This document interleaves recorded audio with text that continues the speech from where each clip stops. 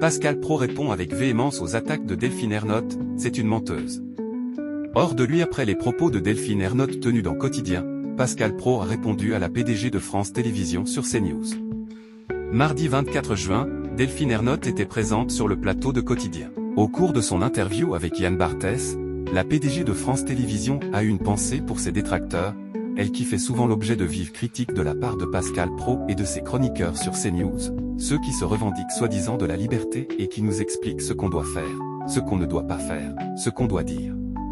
En fait, ce sont les vrais censeurs. La dirigeante a ensuite répondu aux attaques répétées de Pascal Praud envers le service public dans ses différents éditos sur Europe 1 ou CNews. Nous, à France Télévisions, on invite tout le monde.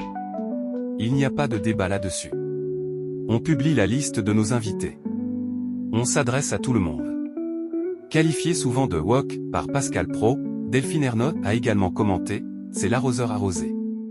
Je me demande s'il n'est pas un peu woke.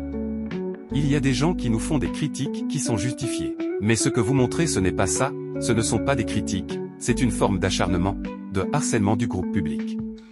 C'est discréditer le premier groupe audiovisuel français, et aussi ceux qui nous regardent.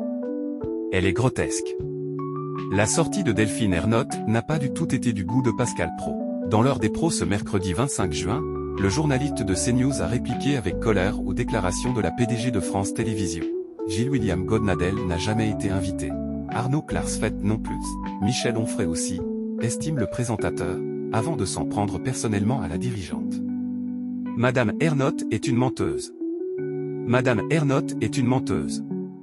Avec l'argent des Français. Quand elle dit qu'elle invite tout le monde, elle n'invite personne. Elle était grotesque.